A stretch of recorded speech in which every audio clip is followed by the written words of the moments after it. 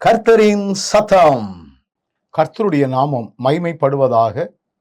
கிறிஸ்துவுக்குள் அன்பானவர்களே, இந்த நாளிலும் கர்த்தரின் சத்தம் ஒன்றை நாம் கேட்போம். யோவான் எழுதின சுவிசேஷம் 6வது அதிகாரம் 53ஆம் வசனம் இப்படி சொல்லுகிறது.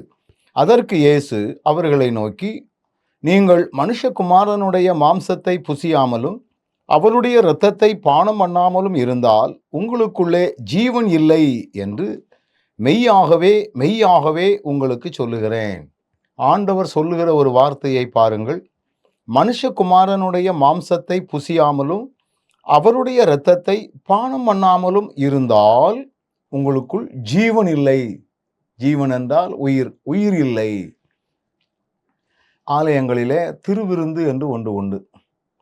ஆண்டவருடைய இரத்தத்தையும் ஆண்டவருடைய சரீரத்தையும் பானம் பண்ணுவதற்கு அடையாளமாக கொடுக்கப்படுகின்ற திராட்சை ரசம் மற்றும் அப்பம் என்பதை நாம் அறிந்திருக்கிறோம். உண்மையான ரீதியிலே அதை புரிந்து நாம் அதை எடுக்கின்றவர்களாய் நம்மை மாற்றிக்கொண்டால் அது நமக்கு ஜீவன் உள்ளது என்று வசனம் சொல்லுகிறது.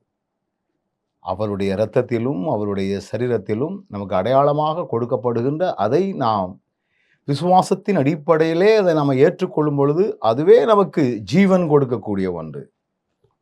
என்னுடைய சரீரத்திலே பலகீனமாய் இருந்த ஒரு நாளிலே இந்த திருவிருந்தில் பங்கெடுக்கும் பொழுது, ஆண்டவரே, உம்முடைய இரத்தமும் உம்முடைய சரீரமும் எனக்கு பலனாய் இருக்க நீர் எனக்கு உதவி செய்யும் என்று சொல்லி ஜெபத்தோடு அதை எடுக்கும் பொழுது, அதை எடுத்ததின் பிற்பாடே நான் ஒரு பலன் உள்ளவனாய் என்னை மாற்றிக்கொள்வதற்கு ஆண்டவர் கிருபை கொடுத்தார்.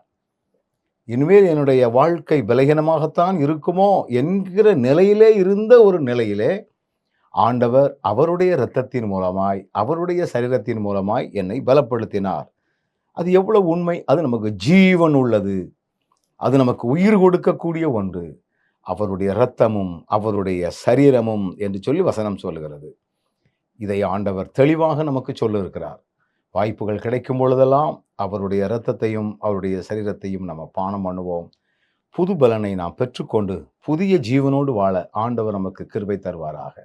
நல்ல ஆண்டவரே, திருவிருந்தில் நாங்கள் கவனத்தோடு எங்களை சரி பண்ணி கொண்டு உம்முடைய இரத்தத்தையும் சரீரத்தையும் பானம் பண்ணுகின்ற பலனை தந்து எங்களை வழி நடத்தும். இயேசுவின் நாமத்தில் ஜெபிக்கிறோம் நல்ல பிதாவே, ஆமென்.